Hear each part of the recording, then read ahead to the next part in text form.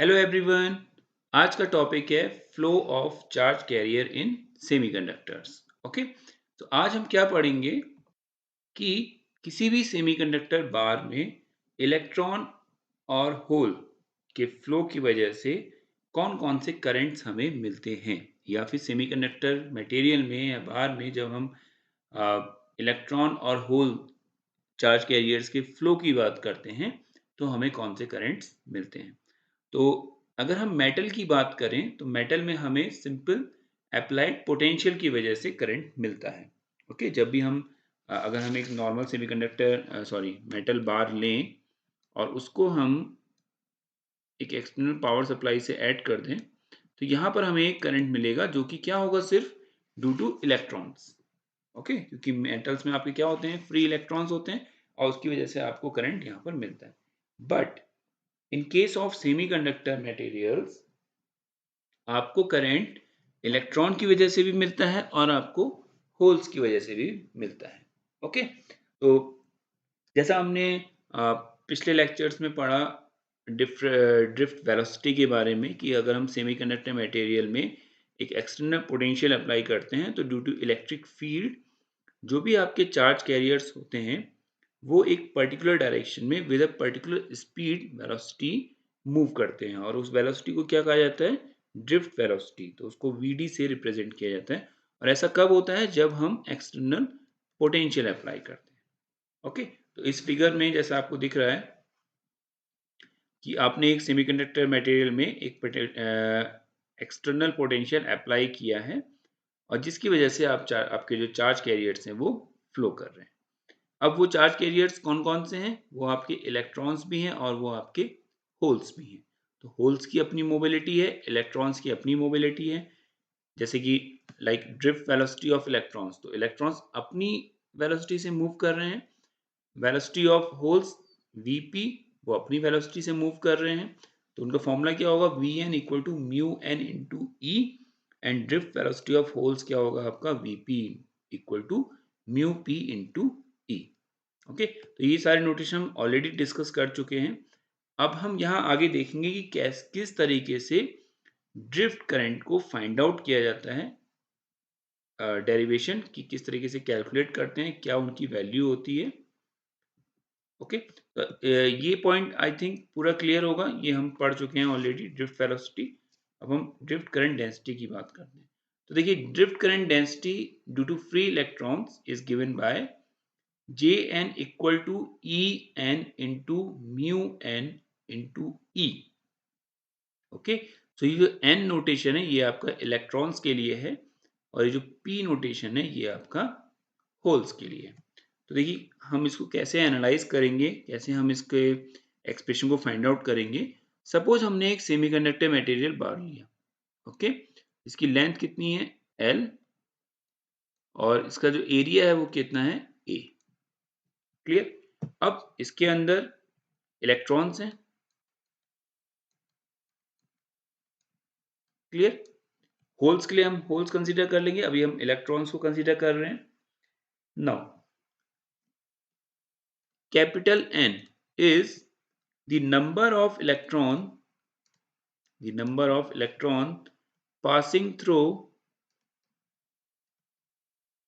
passing through any cross section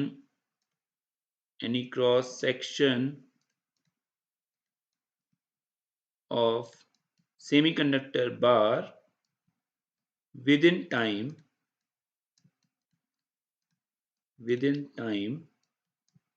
t।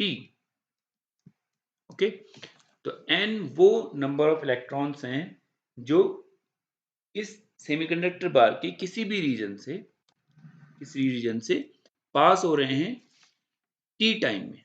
Okay, तो suppose इनकी velocity कितनी है, vd, वेलोसिटी से मूव कर रहे हैं तो कितना होगा टोटल टाइम, जितनी लेंथ है l डिवाइड बाय वेलोसिटी, तो t equal to l upon vd। Current का फॉर्मूला हमें पता है, I equal to q by T. कितने नंबर ऑफ इलेक्ट्रॉन्स हैं, हम एक इलेक्ट्रॉन चार्ज को उस n से मल्टीप्लाई कर देंगे तो वो कितना हो जाएगा, n इंटू Q, T को हम क्या ले सकते हैं, L अपॉन VD, तो VD आपका ऊपर चला जाएगा। क्लियर? तो ये हो गया आपका टोटल करंट। अब अगर हम करंट डेंसिटी की बात करें तो that is basically J equal to I divide by A। So N into Q into VD L into A। L into A क्या है, लेंथ यानी कि मीटर, एरिया यानी कि मीटर स्क्वायर, यानी टोटल कितना हो गया, मीटर क्यूब, यानी कि volume. Okay, so this is basically the volume of this bar. Now अगर हम कंसंट्रेशन की बात करें, इलेक्ट्रॉन के कंसंट्रेशन की, तो इलेक्ट्रॉन कंसंट्रेशन क्या होगा, नंबर ऑफ इलेक्ट्रॉन्स यानी कि n पर सेंटीमीटर क्यूब। ओके, जैसा हमने अभी एक न्यूमेरिकल किया था तो वहां देखा था कि उसका कंसंट्रेशन था 2 इंटू 10⁵ पर सेंटीमीटर क्यूब। तो इतने नंबर ऑफ इलेक्ट्रॉन्स, जैसे हमने देखा, क्या देखा था, 2 इंटू 10⁵ पर सेंटीमीटर क्यूब।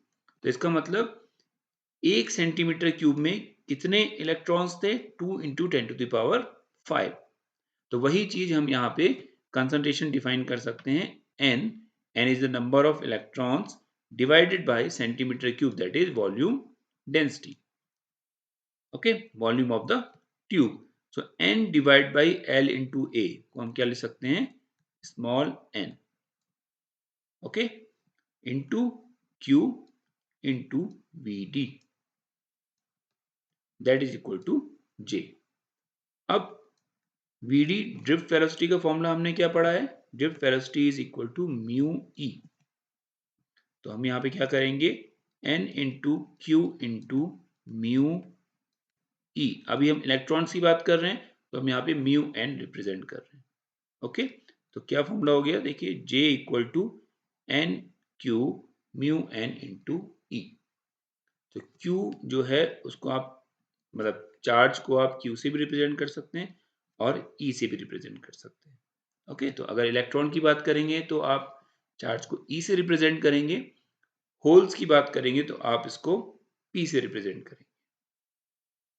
तो अगर मैं फॉर इलेक्ट्रॉन्स की बात करूं तो this is equal to N into E into mu N into e.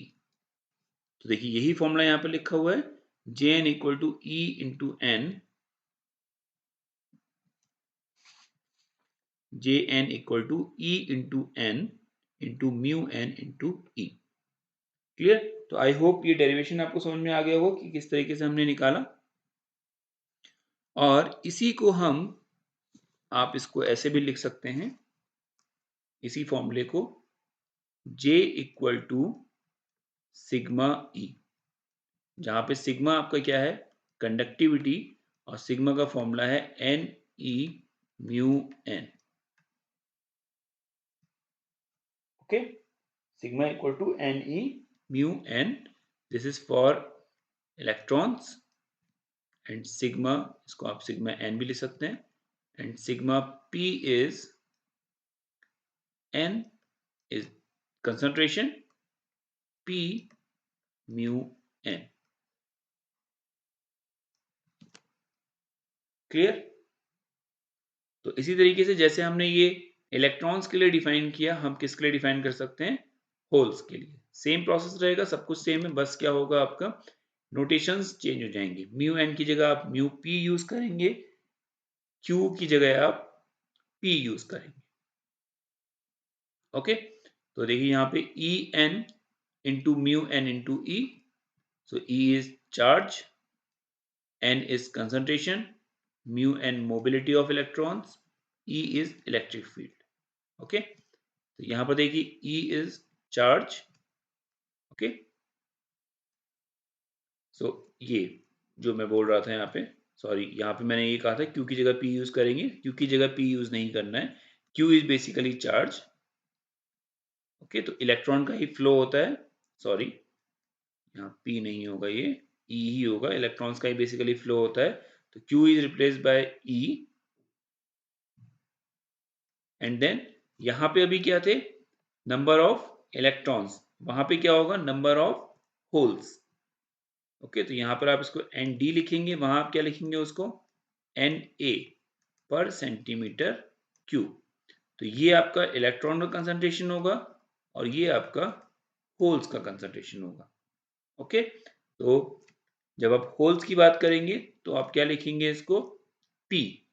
तो this is basically concentration, this is mobility of holes and this is electric field।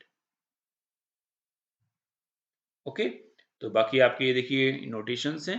Jn is drift current density due to electrons, Jp is drift current density due to holes, E is charge of an electron, N is number of electrons means concentration of electron, P is concentration of holes। Clear.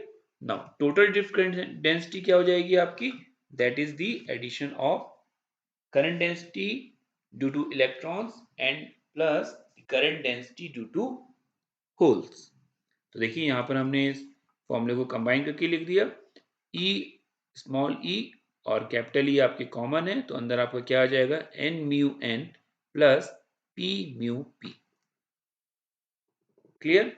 तो आपको क्या याद रखना है कि drift current density कब आपको, यानी ड्रिफ्ट करंट आपको कब मिलता है, जब आप सेमीकंडक्टर मटेरियल पे बैटरी एक्सटर्नल वोल्टेज अप्लाई करते हैं, उसकी वजह से जो करंट आपको मिलता है that is called drift current, जो जनरली हम मेटल के केस में भी देखते हैं। बस यहाँ पे क्या डिफरेंस है कि यहाँ पे दो टाइप के चार्ज कैरियर्स हैं, एक है आपका इलेक्ट्रॉन और and the second one is hole. चलिए एक नए करंट की बात करेंगे हम यहाँ पे, that is your diffusion current. अब देखिए सेमीकंडक्टर मटेरियल में क्या होता है कि जब आप डोपिंग करते हैं मटेरियल्स में, तो यहाँ जैसे फिगर बना हुआ है, तो कहीं पे कंसंट्रेशन चार्ज कैरियर्स का ज्यादा है, सपोज इलेक्ट्रॉन का कंसंट्रेशन यहाँ पर ज्यादा है, यहाँ पे कम है। इसको हम एक बिल्कुल बेसिक एग्जांपल से समझते हैं कि सपोज हमारे पास दो क्लासरूम्स हैं, ये क्लास 1 है और ये क्लास 2 है, इन दोनों की कैपेसिटी कितनी है, 50।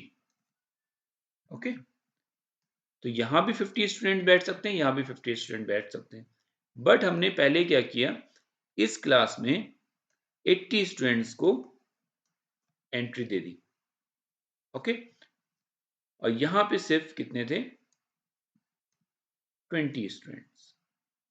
तो हमारे पास टोटल स्टूडेंट्स थे, तो फर्स्ट क्लास में 80 स्टूडेंट्स चले गए, दूसरी क्लास में 20 स्टूडेंट्स चले गए। अब ये 80 स्टूडेंट्स यहाँ क्या करेंगे, अनकंफर्टेबल फील करेंगे, उनको लगेगा कि मैं कैसे भी यहाँ से बाहर जाऊं, क्योंकि उस रूम की कैपेसिटी ही 50 है। तो अगर इन्हें मौका मिलेगा तो क्या होगा, ये सब बगल वाली क्लास में चले जाएंगे। अब 30 स्टूडेंट चले जाएंगे, मीन्स 30 अगर यहाँ चले जाएंगे तो 50 यहाँ एडजस्ट हो जाएंगे और 50 स्टूडेंट्स यहाँ एडजस्ट हो जाएंगे। तो देखिए हुआ क्या, यहाँ पे नंबर ज्यादा था, यहाँ पे नंबर कम था, तो इसको अगर हम यहाँ से कंपेयर करें तो इसका मतलब यहाँ पे कंसंट्रेशन चार्ज कैरियर्स का ज्यादा है, मोर कंसंट्रेशन, एंड यहाँ पे लेस कंसंट्रेशन। तो जैसे नॉर्मल लाइफ में स्टूडेंट्स या कोई भी एक ज्यादा वॉल्यूम, यानी कह सकते हैं ज्यादा कैपेसिटी वाली जगह से लोअर कैपेसिटी में जा रहा है, इसी तरीके से आपके जो चार्ज कैरियर्स हैं वो क्या करते हैं, हायर कंसंट्रेशन से लोअर कंसंट्रेशन की तरफ मूव करते हैं। तो देखिए अब इस फिगर को समझिए आप, तो यहाँ पे ये figure physics and radio electronics की साइड से मैंने ये फिगर लिया है। देखिए यहाँ पे ये आपके non uniform concentration of electrons है। देखिए यहाँ पे हायर कंसंट्रेशन है, यहाँ लोअर कंसंट्रेशन। क्या होगा, जो हायर कंसंट्रेशन से इलेक्ट्रॉन्स या होल्स या चार्ज कैरियर्स आपके लोअर कंसंट्रेशन की तरफ मूव करेंगे और कैसा सिस्टम बनाएंगे, यूनिफॉर्म कंसंट्रेशन का। तो जैसे यहाँ पे 50 स्टूडेंट्स आ जाए, यहाँ पे 50 स्टूडेंट्स आ जाए, तो वो इक्वालिटी हो जाएगी, तो वो क्या होगी, यूनिफॉर्मली डिस्ट्रीब्यूट होंगे। अब हो क्या रहा है, सेमीकंडक्टर मटेरियल में हायर कंसंट्रेशन से लोअर कंसंट्रेशन में जाने से मूवमेंट हो रहा है चार्ज कैरियर्स का। तो जहां भी चार्ज कैरियर्स का मूवमेंट होगा वहां पे आपको क्या मिलेगा, करंट। तो इसी वजह से हमें क्या मिलता है, यहाँ पर एक करंट मिल जाता है। तो अगर वो मूवमेंट इलेक्ट्रॉन्स की वजह से है तो हम उसको इलेक्ट्रॉन का डिफ्यूजन करंट कहते हैं, और अगर वो हमें होल्स की वजह से मिल रहा है तो हमें बोलते हैं diffusion current due to holes. Okay, अब ये करंट डायरेक्टली डिपेंड करता है कंसंट्रेशन पे। ओके, तो जितना ज्यादा कंसंट्रेशन होगा, डिफरेंस होगा दोनों पॉइंट्स के बीच में, करंट की वैल्यू उतनी ज्यादा होगी। तो देखिए, आइए टर्म्स के हेल्प से समझते हैं कि ये होता क्या है। So diffusion current density is directly proportional to the concentration gradient. तो concentration gradient क्या है आपका? It is basically dN over dx for electrons and dP over dx for holes. Okay, यानी कि dN over dx का मतलब क्या है?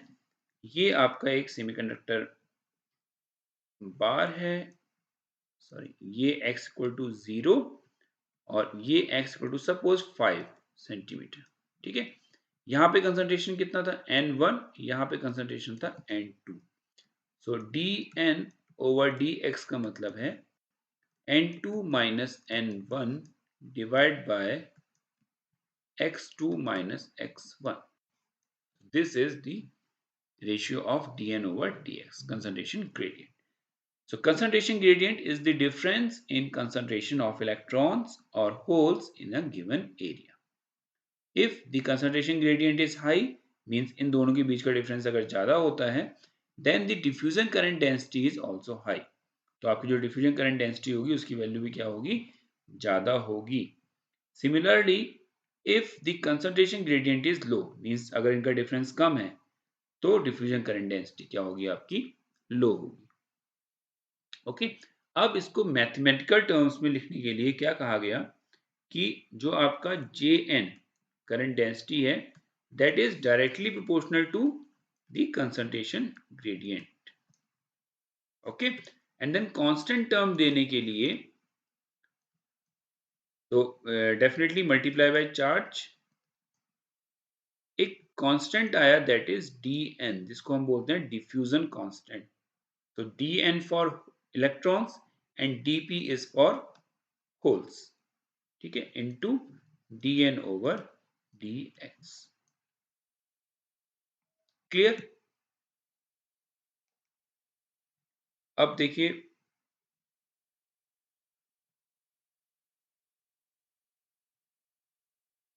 सपोज आपके पास कोई मटेरियल है,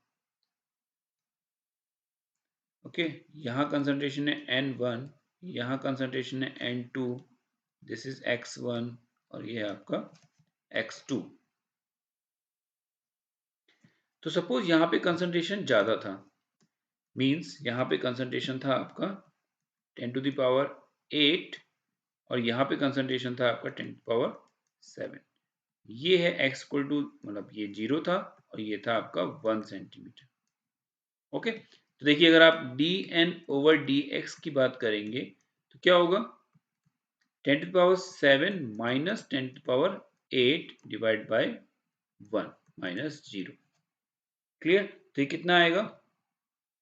10 टू पावर 7 आपने कॉमन ले लिया, 1 माइनस 10 डिवाइड बाय 1 यानी कि माइनस 9 इंटू 10 टू पावर 7।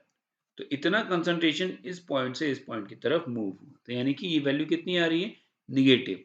तो dN ओवर dx का अगर हम एक नॉर्मल x के रेस्पेक्ट में ग्राफ खींचें तो वो वैल्यू क्या होगी? हमेशा डिक्रीज होगी। ओके, क्योंकि कंसंट्रेशन इस पॉइंट से इस पॉइंट पे क्या हो रहा है?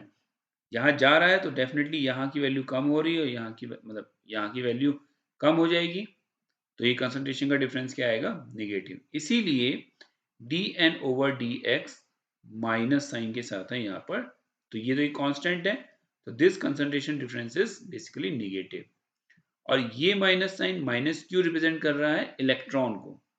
ओके, तो one negative sign by the charge that is minus Q into minus of dN into dN over dx। तो ये माइनस और माइनस आपस में क्या हो जाते हैं? Plus. So in the case of electrons, the diffusion current density is defined as Q into dN over dx. अब वहीं हम अगर होल्स की बात करें तो डेफिनेटली चार्ज कैरियर कंसंट्रेशन जो है वो चेंज हो रहा है from n1 to n2, clear. तो वो निगेटिव साइन ही आएगा अगेन, वो चाहे इलेक्ट्रॉन्स हो चाहे वो होल्स हो, कंसंट्रेशन गिर रहा है इस पॉइंट का, इनिशियल पॉइंट का, तो अगेन वो निगेटिव साइन आएगा। बट यहां पर होल का जो चार्ज है वो क्या होगा, पॉजिटिव। ओके, या आप ऐसे समझ सकते हैं इस चीज को कि अगर इलेक्ट्रॉन्स इधर मूव कर रहे हैं तो करंट का डायरेक्शन किधर होगा, इधर, यानी उसके अपोजिट डायरेक्शन में, तो that's why it is minus. और अगर होल्स की बात अगर हम करेंगे तो होल्स में करंट का डायरेक्शन और होल्स का डायरेक्शन दोनों के क्या रहता है, सेम रहता है। तो अगर होल्स भी इधर मूव कर रहे हैं तो करंट का डायरेक्शन भी यही होगा, तो चार्ज क्या होगा आपका, पॉजिटिव। और यहाँ कंसंट्रेशन आपका रिड्यूस ही हो रहा है, तो minus plus minus.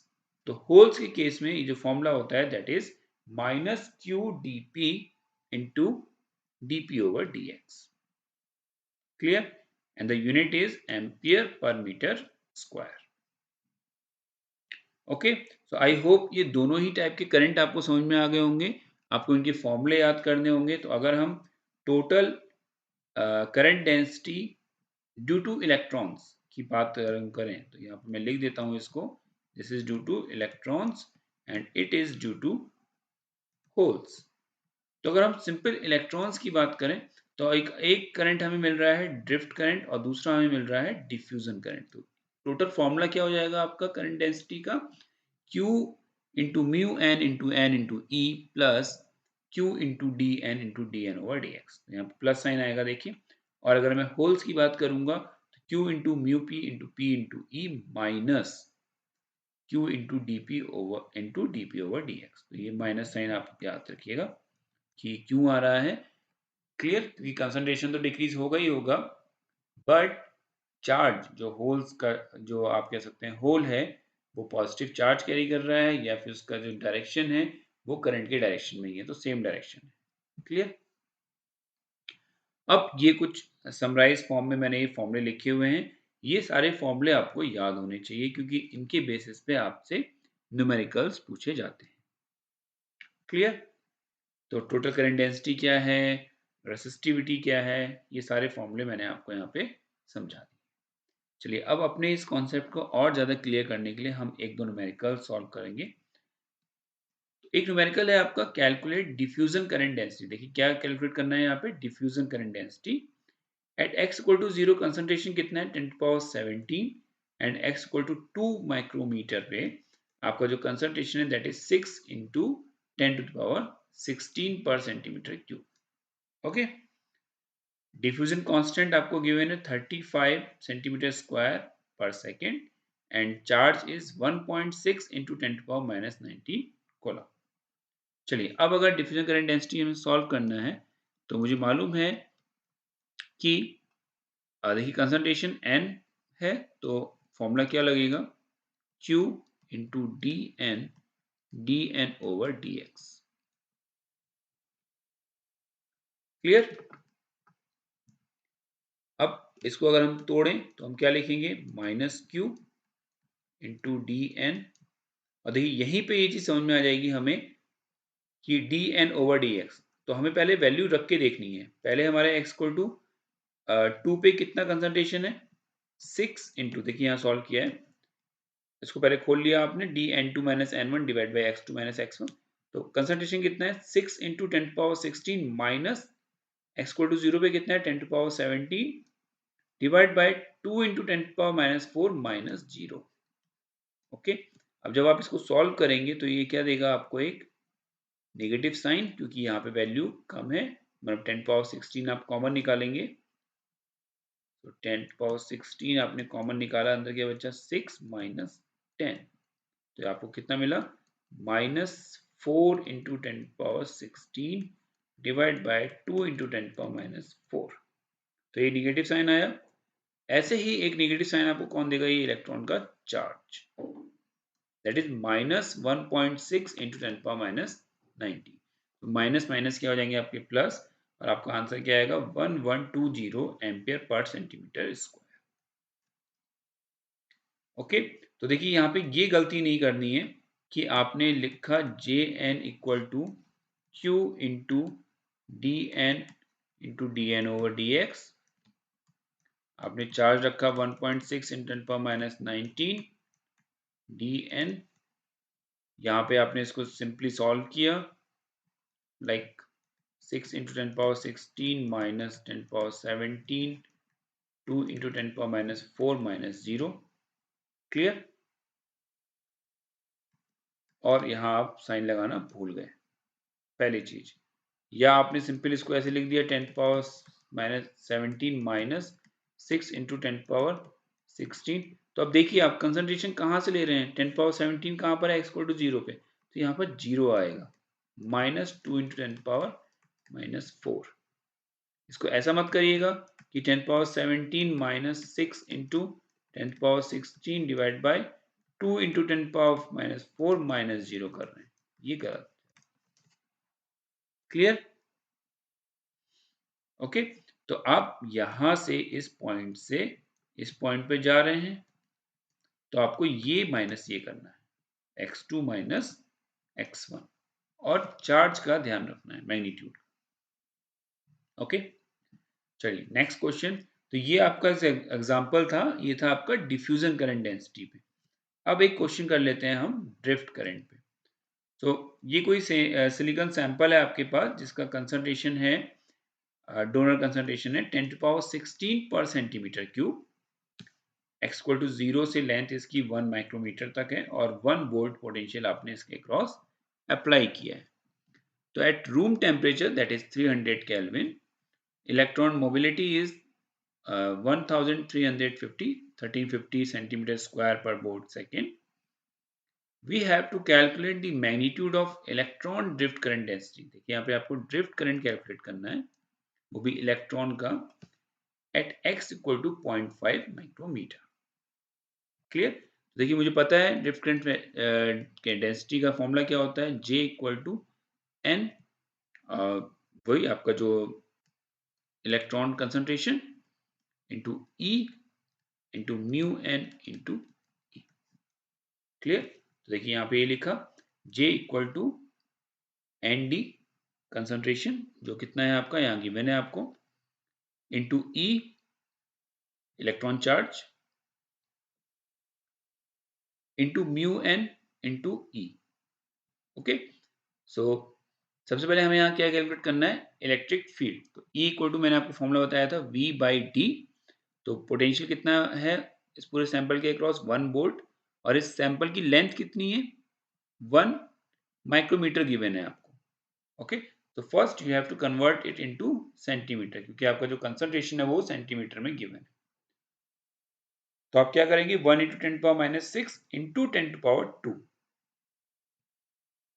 Clear?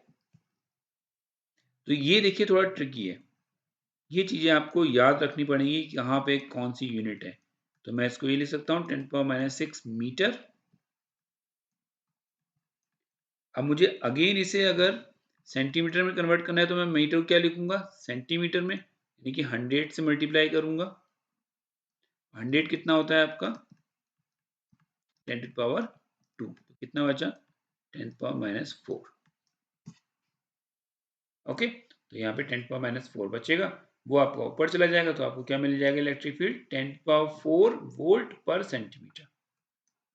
Now mobility is already given, that is 1350 centimetre square per volt second. Concentration already given है आपको, अब आपको जस्ट क्या करना है, वैल्यूज पुट करनी है। सो J = 10⁻16 इंटू 1.6 × 10⁻19 इंटू 1350 × 10⁻4।